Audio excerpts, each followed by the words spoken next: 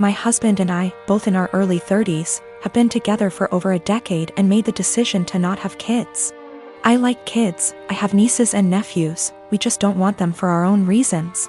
He had a vasectomy, which only a few people know about.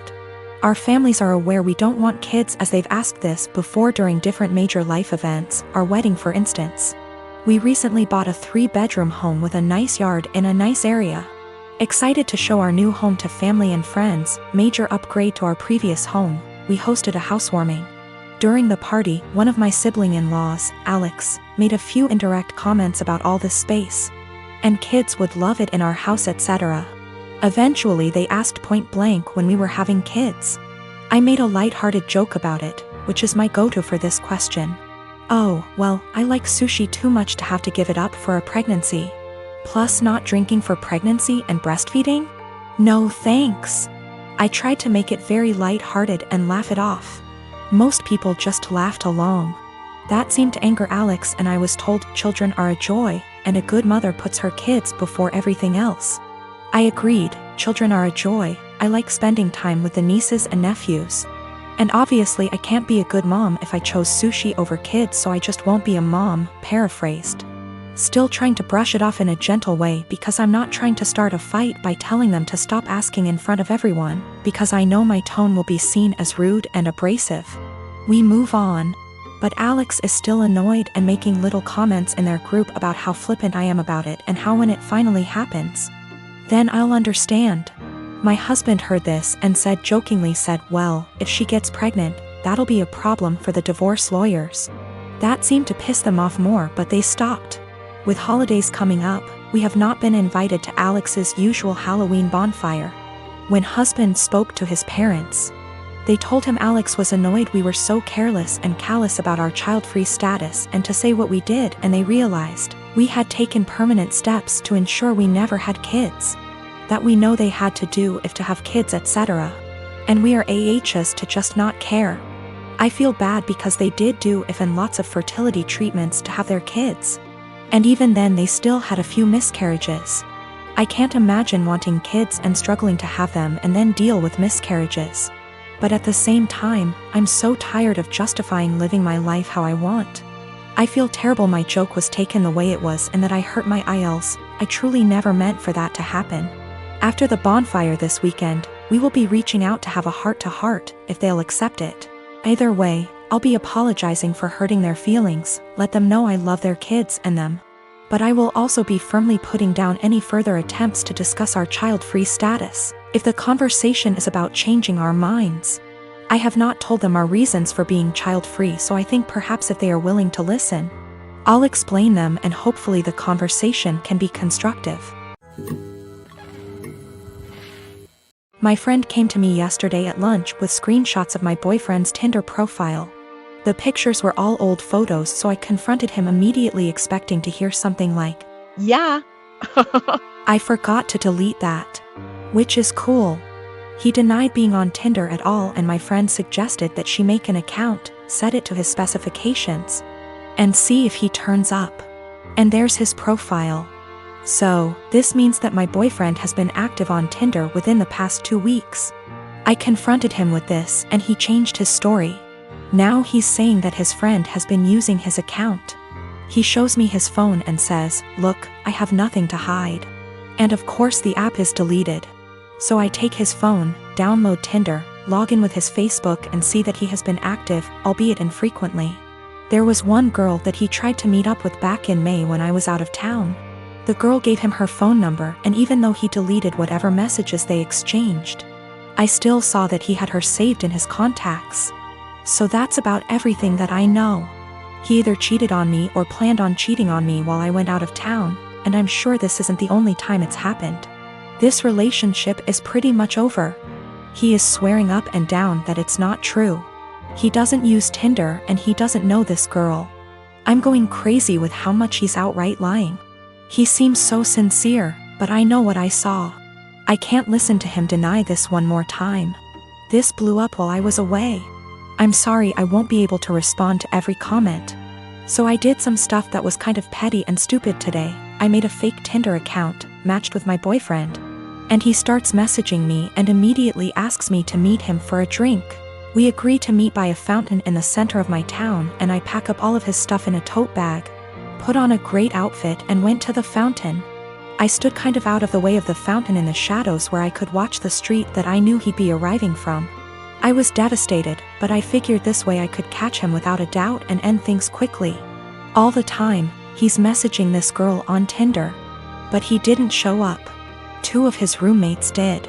We didn't speak, I don't know them well, but they watched me for a while. Figured out what was going on after a few more Tinder messages, and left quickly. So I wait a few minutes and I call my boyfriend and ask him where he's at.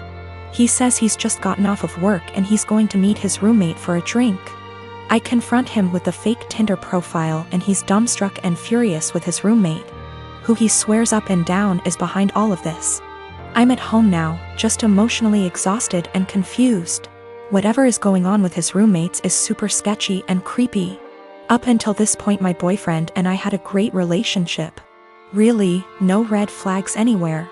If I had already been suspicious that he was cheating, this would be a much easier break for me. The most recent message on his Tinder account, when I checked it yesterday, was sent to a girl he had matched with before we met.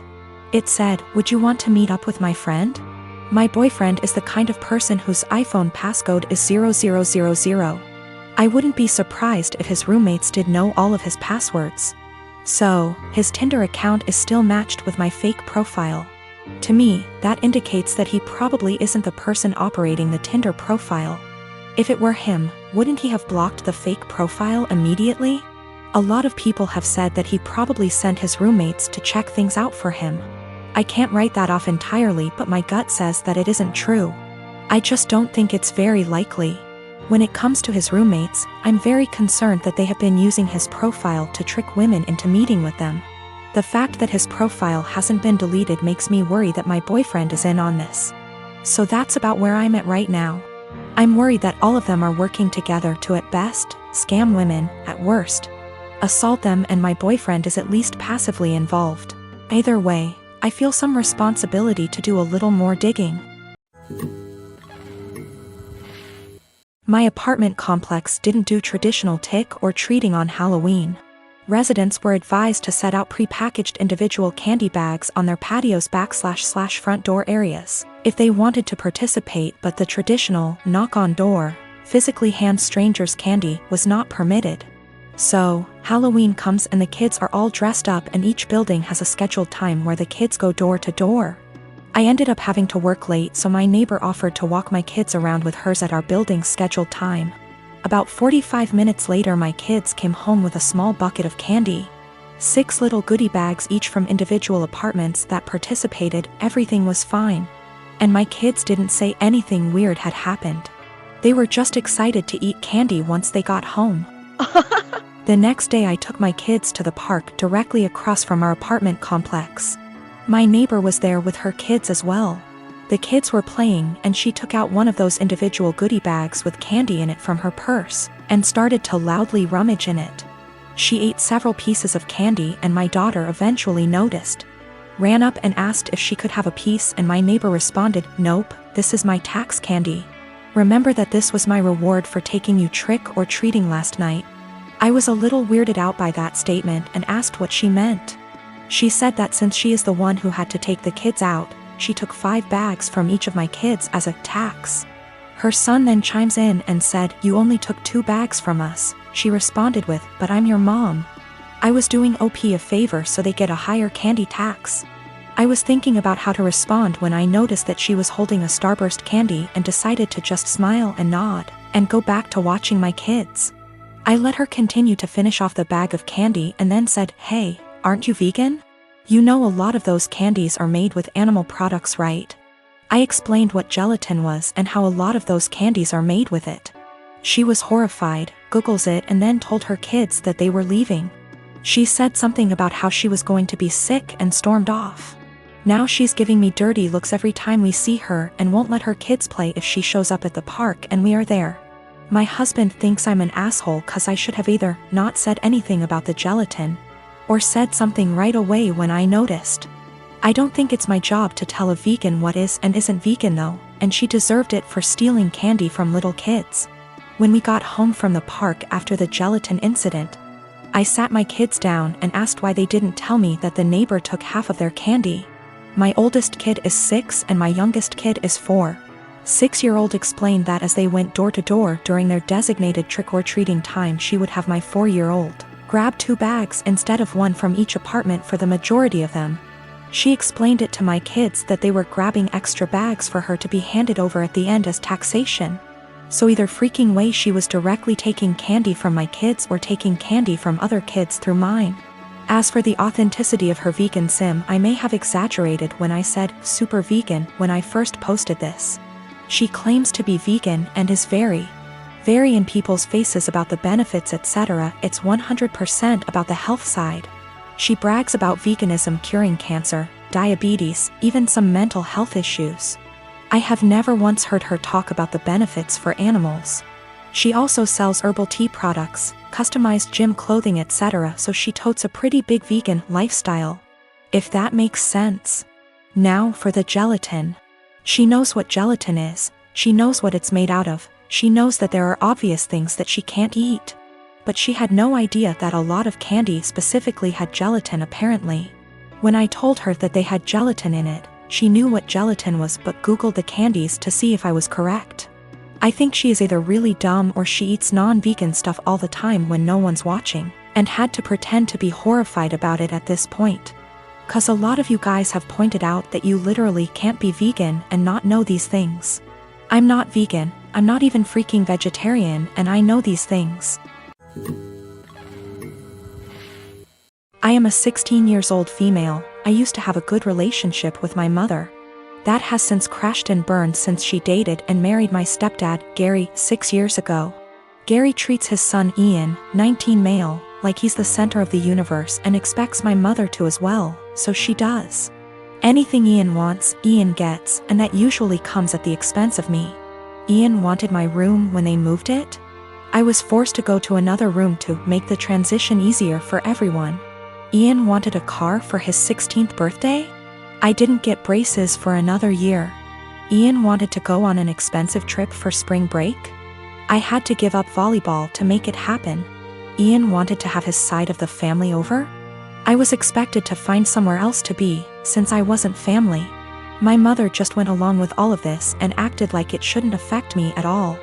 My dad was overseas for a long time, and we used to FaceTime, and he was so upset by what he was hearing. He's home now and he's offering to have me come live with him. I'm not seeing a reason not to go, and so I told my mom I wanted to go live with my dad. She predictably freaked out and asked why I'd want to do that and said that we had such a good relationship. She didn't understand how this came so out of the blue. I told her that we haven't had a good relationship since she blindly decided to follow Gary's lead and give Ian anything he wanted, and it always came at my expense. My mom tried to argue, so I said I also wanted to leave because she let them kick me out of my own house because I wasn't family. So I was going to go live with someone who was. My mom started crying and said she wouldn't let me go. So I told her that my dad was willing to go to court over it and I was old enough to be able to say where I wanted to be. She's been a crying mess since I told her, and Gary is being a jackass about how awful I'm being. He was. ING at me about how terribly I'm treating them and how I'm not thinking about them at all. I asked why should I. He never thought of me when he was taking things from me to give to his kid. I said let's face facts here, you don't care about me, what you care about is losing the child support you spend on your son. He sort of went slack-jawed and I walked off. My dad said my mom called and threatened to take him to court, so he said he'd see her there. Now she's panicking because she realized he is planning on taking her to court over this. Mom and Gary of course think I'm the asshole for making things hard for everyone. But my dad and grandparents say to leave and never look back.